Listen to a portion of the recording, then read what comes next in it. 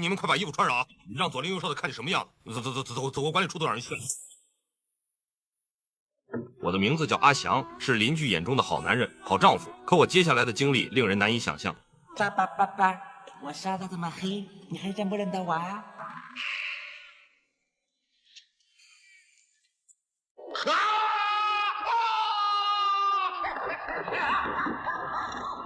这天回家后，我发现了妻子没那么简单，于是我就到酒吧买醉。一个叫阿美的女人见我有钱，就主动上来套近乎。于是我便把我今天的遭遇告诉了阿美。阿美表示自己可以介绍打手帮我教训那对狗男女，可我喝得烂醉，根本不知道他在说什么。他从我钱包拿走介绍费后，就找来了他的朋友眼镜。老兄，你想怎么样？老兄，你想怎么样？摆平他们啊！帮我摆平他们，一定要摆平他们！真的要摆平他？是摆平他们。老兄，你这里的钱摆平的可不够啊！我先拿着当定金，尾数10万，完数之后收，有没有问题？没问题。哎，地址呢？没问题。就这样糊里糊涂的，我就成了买凶杀人的罪犯。半夜，我猛然从巷子里惊醒，发现钱包里的钱没了。我只以为是遇到了小偷，无奈之下，我只能走路回家。可回家后才发现，那对狗男女还在我的房间，两人根本就把我当空气。强哥，我走了。电话。就在此时，两个凶神恶煞的男人闯进了我家，他们不由分说就把我打晕，然后把那对狗男女剁成了肉馅。等我醒来的时候，已经被送进了警察局。由于我根本不记得喝醉后的事情，他们之后把我放走。回家后，我就拿着结婚照发呆。就在此时，电话铃声突然响起，原来是昨晚的眼镜让我到酒吧给他结尾款。我一听自然要报警，可没想到对方警惕性这么高，一下就发现了后面跟进来的便衣。在酒吧里，我又遇到了阿美，我对她还有点印象，就问我昨晚到底做的什么事儿。可阿美已经喝得烂醉，根本没法正常沟通。回家以后，我发现居然有人埋伏，可为时已晚，我根本逃不掉。把他抓过来。是大哥。好。原来黑老大早就知道我已经报警。根据道上的规矩，本来结完尾款就算交易结束，可买凶杀人的，我居然报了警，就相当于黑吃黑。所以黑老大让我拿出80万给他的2个小弟跑路，并且警告我不要耍花样，因为他们对我的底细一清二楚。无奈之下，我只好到处筹钱。可就在去抵押房子的时候，出现了意外。这是你跟你太太联名的，在你太太死亡手续没办好之前呢，在法律上你是没有权利把这房子买卖和抵押的。无奈之下，我只好先关掉瓦斯店，然后把女儿送到母亲那里照顾。母亲让我留在这里吃晚饭，然后就出去买菜。与此同时，电视里传来一个坏消息：今天下午，九龙城发生一宗火警，现场是九龙城城南道20号祥记瓦斯店。消防员赶到现场之后，很快把火扑灭，事件中无人受伤。现场留下几个装过汽油的玻璃瓶。据目击者说，大概5点钟左右，一群男子到场纵火。这件事已交东区重案组展开调查。我知道这是黑老大对我的警告，我不想连累女儿和母亲，于是逃到乡下老家避难。可刚一进门就被人打晕。哎，不要打！阿翔，你认识他？是啊，他就是这里的房东啊。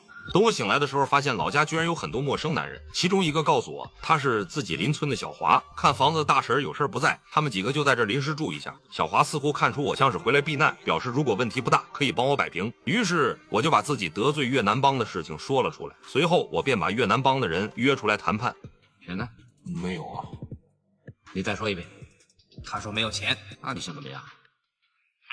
想讨个公道。什么公道？你烧人家的店都不止80万了。那就是不用谈了。你混哪里的？就是不跟你谈，怎么样？别以为你们武术了不起，我当你放屁。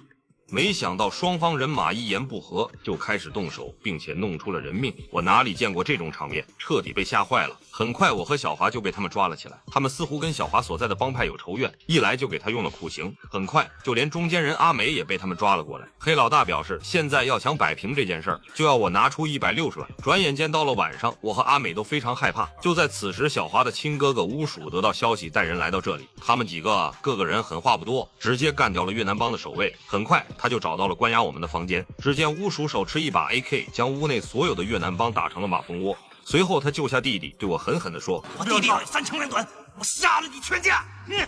无奈之下，我只能架着奄奄一息的小华跟在他身后。我本以为债主都挂了，这次我和家人终于安全了。可小华由于失血过多，在半路上就断了气。见到这一幕的巫鼠彻底怒了，他要我给小华陪葬。就在我后退的时候，不小心跌落了山坡。趁着巫鼠去捡弟弟尸体的时候，我才有机会逃跑。好巧不巧，我的钱包居然被他捡到。阿美逃出来以后，就去警局报了案。认识这个人吗？这个杀手跟那个胖子是什么关系？他为什么要血洗难民营？到那边救他弟弟，他弟弟是他亲弟弟，他帮胖子跟那帮越南人谈判，谁知道被人抓回难民营。谈判？谈什么判？难道那个胖子老婆的死？是那帮越南人做的，他们还要逼胖子拿出160万。那就是说是胖子指使那些越南杀手杀他老婆了？根本不关胖子的事情。胖子那天晚上醉得一塌糊涂了，他只是想找个人教训一下那对奸夫淫妇嘛，都怪我不好，收了人家介绍费，自己就跑掉。胖子会不会出事啊？警察得知消息后，也把我抓了回来。你看看是不是这帮人？哦，是啊。他们总共有多少人？对不起，我没数过。啊，你想清楚一点啊！你不是帮我啊，你是帮你自己。他会怎么样对付我？他会怎么对付你，我不知道。不过他抓不到你，一定会对付你家里人。可别对付我妈，我妈已经上岁数了。我希望他不会。我已经找人保护你妈了。果然，此时的巫鼠已经做掉了保护我家人的警察，然后打电话到警局挑衅。文警官一听，立刻派人包围了巫鼠。可是身经百战的巫鼠丝毫不慌，他把我女儿绑在门口，然后把母亲绑在窗户上，而他自己藏在外面看不到的死角。不管警察从什么方位发起进攻，都会伤害人质。无奈之下，文警官只能谈判。你有什么要求？我要胖子，还要不撤。对不起，办不到。眼看母亲惨死，我也知道只有我能换回女儿。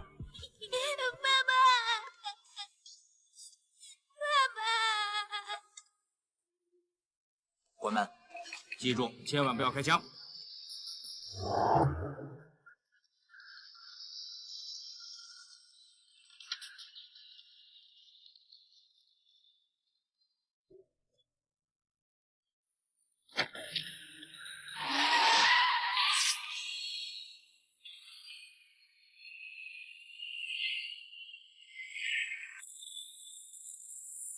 就这样，我和女儿被巫鼠在众目睽睽下抓走。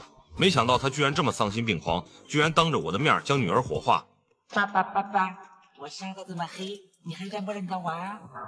看到女儿的样子，我彻底疯了，拼命地摩擦着绑着我的绳子，把你们父女俩葬在一起。就在他点火的那一刻，绳子终于断了。我急忙把油桶丢向巫鼠，然后抱起女儿逃走。可小腿还是被他打中，我忍痛逃进了仓库。可到了安全的地方，才发现女儿的脑袋不见了。此时我也彻底陷入了疯狂，一定要为女儿报仇。